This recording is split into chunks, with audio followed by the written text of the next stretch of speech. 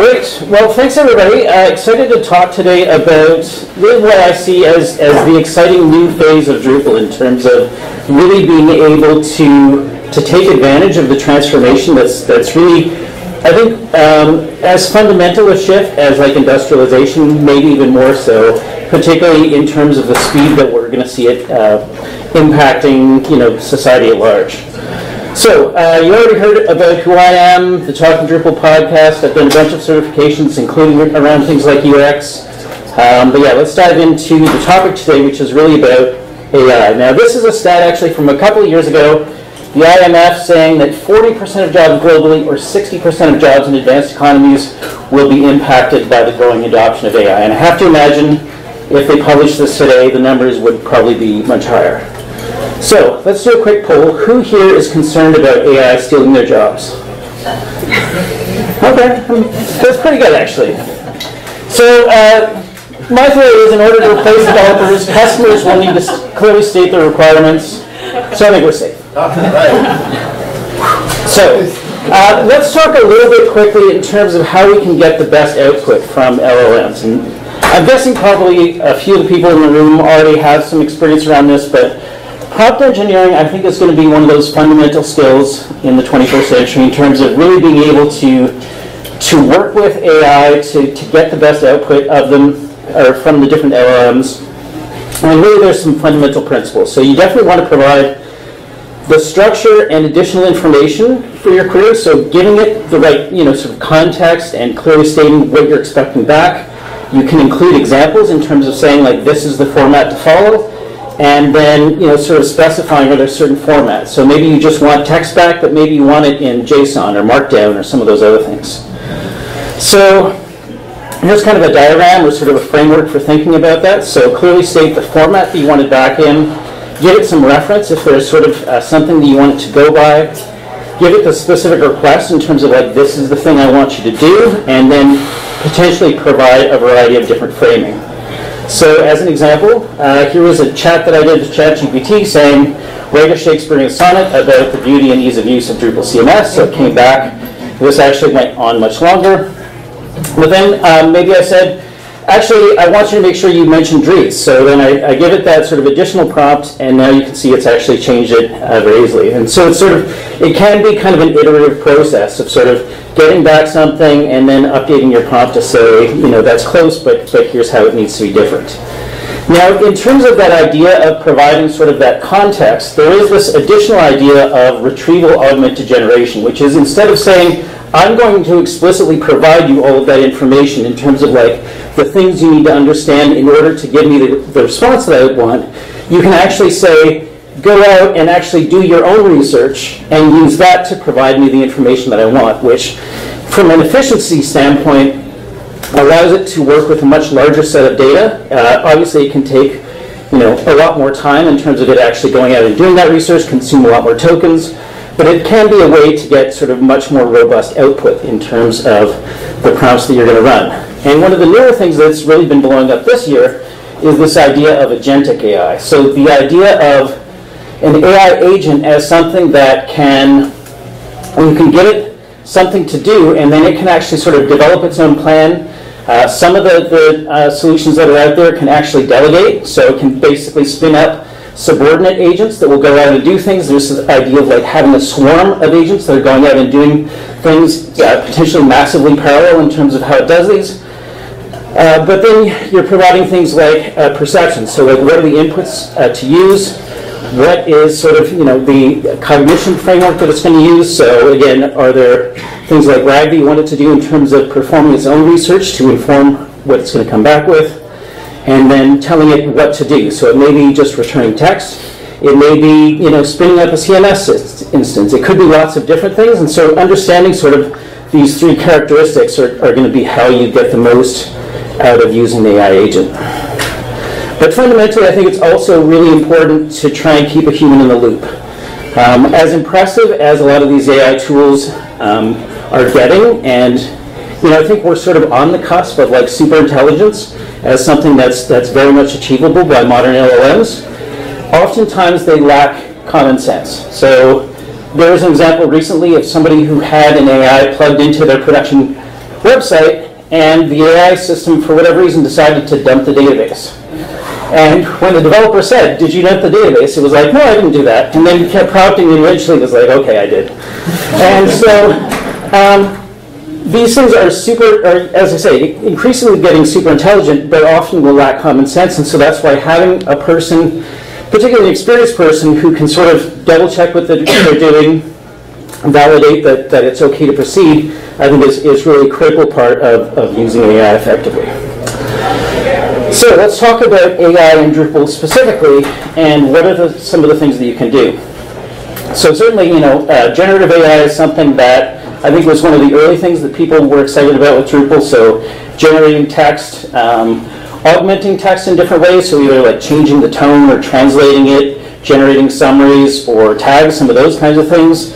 Being able to take a set of tags and text and turn that into something like an image, or even generate alt text for an image, are definitely things you can do. More recently, there are things, and we're going to see this in a minute, around actually using AI to help with your site building. You could do things like content moderation, so checking if user-provided text is maybe falling afoul of different content policies, some of those kinds of things. And then some of the things around, like, agentic AI and some other things. So it's, a rapidly growing space, and lots of innovation is going on. There is even an AI initiative that has, funding, people dedicated to it. So lots of exciting innovation going on there. So specifically within Drupal, at the heart of that is something called the AI project. So if you go to like drupal.org/project/AI, you're going to find a space where lots of very smart and talented people are collaborating. And it wasn't always this way. It wasn't so long ago that there were separate projects that lots of different people were working on, each of which kind of had their own sort of strengths in terms of things that they could do. But there was really this idea of like, instead of each of us working on these individual pieces that kind of overlap and kind of each have their own interesting things that they do, as a community, we should work together to have one superset of functionality that could be sort of LLM agnostic and some of those other things. And so the Drupal AI project really pulled together lots of people who had been working independently to provide a really robust set of capabilities. So lots of different ways of integrating with things like the CK editor, being able to provide content suggestions like suggesting tags or some of those other things. It can do things like moderation. Has options for things like inline triggers, so like buttons in the interface to make it super easy to use, and we'll see that in a moment. Has the ability to do things like RAG, vector search, automators to do things kind of behind the scenes without user interaction. Is based on sort of an LLM abstraction layer, so you can use it with lots of different models. There's been some work around using AI as a tool for content migration, so being able to ingest even like unstructured text and pull that into content types. Has some integration with ECA, if people are familiar with that, or the Modeler API, so being able to use like BPN style diagrams to not only diagram how things work, but actually define or actually make them work, and we'll see that later. As well as this site builder chatbot to sort of provide an intuitive way for people just getting started with Drupal. So structurally, this is the way that I like to think about how the Drupal AI module works. So you've got lots of different ways that you can actually interact with those. So it could be like fully automated, but you can have things like triggers in the UI, you can have different kinds of interfaces like chat interfaces, as well as integrate with third-party systems. Then there's kind of this orchestration layer that sort of maps what needs to be done to, what are the different systems that might need to provide, let's say, like additional business logic. Then there's this LLM abstraction layer that takes, what's the kind of input or what's the kind of output that we need to return, and sort of use retrievers and different tools to then map those to LLM providers. And it's probably worth mentioning here that there's already some work in terms of like MCP that was talked about in the last section, or 2 sessions ago, Anton Morrison's. So having MCP integration means that there's going to be a vast array of not just LLM providers, but lots of different tools. So like Figma has MCP integration, or lots of different things. And so just by having sort of MCP integration alone, that means that this ecosystem is going to work with tons and tons of tools out in the wild. So let's talk, or actually see a little bit of how this could work in practice. So in the interest of time, I just recorded a quick demo here so you can see editing an article. We've got kind of our WYSIWYG with all the text, and we've got these single buttons. So I can press on that, and what it's going to do is automatically generate a summary. But again, in the principle of having human in the loop, as a user, I can go in and say, it's close, but I want to either add a little bit more to that, or maybe just regenerate it to sort of give it another try. And I think that's sort of an important point. The other thing to understand is that as the content creator, this shows up as just a button, but as a site builder, I have the opportunity to sort of define what's the prompt that wraps around that. So if there's maybe domain-specific information around what kind of site this is, so maybe it's a scientific journal, then some of that context is going to be helpful. But you can build that into the actual query that gets passed to these. And you can see in the case of the tags that it actually generates those as links. So the idea is to make it as simple as possible for the content creator, but at the same time, keep that human interaction so that you have that oversight. So there's this new thing called Drupal CMS. So who here has heard of Drupal CMS? Who here has actually played with Drupal CMS? Anybody have it running in production? One, nice. All right.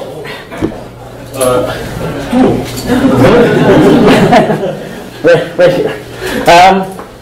So Drupal CMS is this idea to provide a much more robust starting point for Drupal. So rather than being this framework that if you understand how it works, you can build something super cool, having it as something that can do a lot of very capable and robust things out of the box. And AI is definitely one of those. So there's actually an AI recipe that you can use for things like alt text generation, has this Drupal agent chatbot, and again, there's sort of this growing list of capabilities that you can use out of the box using Drupal CMS. So again, we're going to use a demonstration here. So in this case, you can see the Drupal agent chatbot. So this is something, as soon as you install or apply the Drupal CMS AI recipe, you're going to see this. You can say, what is it that you're able to do, and it'll give you sort of a brief summary. It's sort of listing out, to some degree, the agents that it ships with. It actually has 21 different agents built into it out of the box. But then you could say to it something like, not even build me a content type, but say, I want to post movie reviews. You can say I misspelled it. And just give it some basic information. Again, the more descriptive that you can be, the better the result is going to be. A couple of things here. So it's going to come back, suggest what it thinks is the right action. It actually will say, I can either do that for you or provide the information or the instructions on how to do that yourself.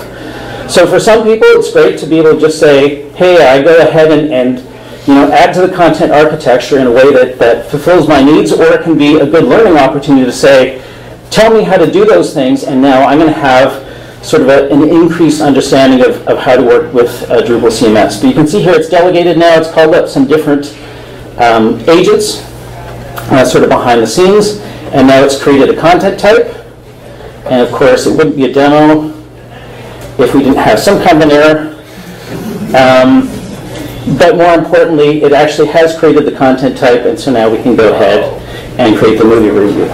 So you can see, without any level of Drupal expertise, to be able to go in and say, this is the kind of content that I want to work with, and it does sort of the heavy lifting in terms of building those, again, to the specific instructions, is, I think, incredibly powerful and is really going to change the game in terms of people being able to work with what can be a very powerful but sometimes bewildering CMS like Drupal. Now there's this other thing in Drupal. We talked about ECA, so Event Condition Action, as this sort of very visual way to build out sometimes even very complex business logic using this sort of BPMN sort of diagrams. But these actually not only show how we want things to work, but by giving it the right configuration, actually define how the site will work. And in this case, we're using the Drupal visual interface to build out a complex AI agent. So we can see here it's got a main agent and then some sub-agents that it's going to actually be able to use to do some very sophisticated things. So, ingesting some data, sending it out, let's say, to one LLM, getting that back, doing some different kinds of manipulation, and then pushing that out to other AI models, and then being able to sort of run a series of things either sequentially or in parallel to be able to achieve some kind of a more complex result, sometimes being able to even define its own steps along the way in terms of what needs to be achieved. And so you can see here, we can expand one of those and sort of see some of the different components. On the right-hand side, you can see the different description as well as the actual sort of instructions that are being passed to the agent in terms of these are the things that you need to be able to do, and then also defining these are the different tools that you can use to actually achieve your task. And so this is sort of a different interface, but really sort of representing the same sort of underlying model. But you can see that you can get quite complex without having to write any code. So it makes Drupal a really powerful platform to be able to do very sophisticated things with AI and with AI agents without having to write any code whatsoever. So in the interest of time, I'm going to sort of wrap up so that we can get to questions. A few best practices. So definitely that Drupal AI ecosystem. I would say if you're wanting to get started with AI and Drupal is a good place to start. Think about how you can chain different LLMs. So different ones will have different capabilities, and so use each one for what they're best at. Again, try and keep a human in the loop. And there's probably certain places, like we talked about that database example, where you want to try and keep AI tools restricted. So don't give them production access to your production database, as an example, which I think more generally is sort of like, think about AI as kind of an intern. So in the same way that you wouldn't like hire somebody and in their first week give them access to delete your production database, like probably AI is, you want to put it in that same category of always having somebody giving it clear instructions, checking in on how it's doing, before passing that on, making sure that it's actually giving you a good result, and so on.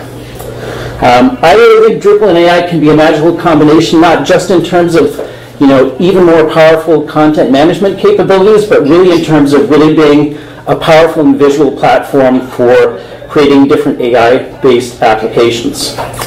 If you want to get started, at amazy.ai, there's actually a link you can use to spin up a Drupal instance with some AI credits. So if you've never used AI before, this can be a really powerful way to get started. And there's also a site called Drupal Forge. Both of these are links. They have an instance you can spin up in just a couple of clicks of the Drupal CMS recipe already installed with the AI recipe. And I think it has like $1 worth of credits, which gives you at least an ability to sort of play around and get started with those. So those are two great resources. There is also one of the key developers for the AI initiative in Drupal is this guy Marcus, and this is kind of his personal website where he posts a lot of videos, so this can be a great way to sort of understand different use cases and different exciting ways that you can use AI with a content management system to achieve lots of interesting and often real-world use cases. So with that, I'm going to open it up for questions. Yes?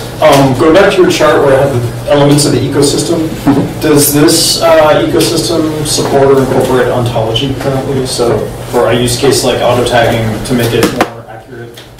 Yeah, so as an example, one of the things that it does is, we saw the example where it generated tags. I think I was talking about something else as it was doing that, but it will actually generate tags.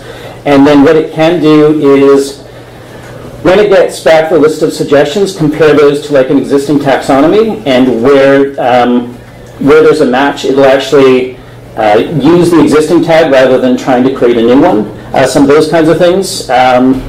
I think there's probably still some work to be done in terms of, like, as an example, when it gets those results back, the way it currently works is it'll create tags in the database right away for all of the different tags that are suggestions, whereas my personal preference would be to say, only create them in the database once they're actually accepted by the user, and sort of like keeping that human in the loop as sort of a core principle there as well. Any other questions? Yes? Somebody is creating like a new content type in production through this AI tool. How does that configure? I mean, does it also give the configuration file? Like, how are you going to work with that, like, between environments? Yeah, so, I mean, number one, I would say never create a new content type in production as a general principle. But Drupal is interesting because it's sort of like the configuration is in the database, and then there's also that sort of like YAML representation of it, right?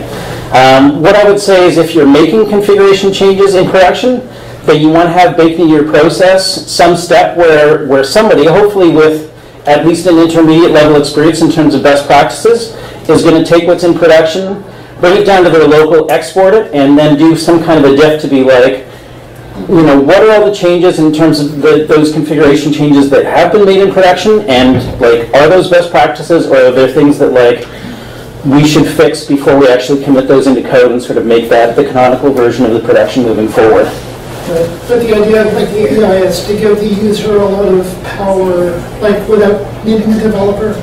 So people might just be doing stuff in production and the developers don't know about it. Yeah, and so I have also heard of top-down configuration as an interesting way of basically having a process of doing what you're talking about. I mean, I think when I first heard about it, it was more like if you have, let's say, a reasonably savvy customer who wants to go in and make their own configuration, update views, or some of those kinds of things, and have a process baked in where you can have, like, let's say, as an example, a cron job that on a daily basis will look at whatever changes are in the production configuration, export those into some kind of an MR, and then you just have a developer whose job it is on a daily basis, if there's those changes, review those, and then sort of commit those if they make sense. I would say you probably want to do the same thing. I would say in general the idea of like using AI to make those changes in production is probably better suited to like smaller sites that are less likely to have kind of a rigorous code development workflow anyway. For casual developers, or like, I guess maybe not casual, more typical developers, I would say they're using Drupal, you might use the AI tools locally. So in the same way that you might say to an intern, go make me a movie review content type and then review the result that they come back with, you could use AI for that. And then, examine the configuration locally and then decide if it's good, then I'm going to commit it and then push that up either into an MR or something like that. But yeah, how people will use these will vary widely based on how they're using their CMS itself. Any other questions? I think we're pretty much at time. So if everybody's good, then I won't stand between you and lunch.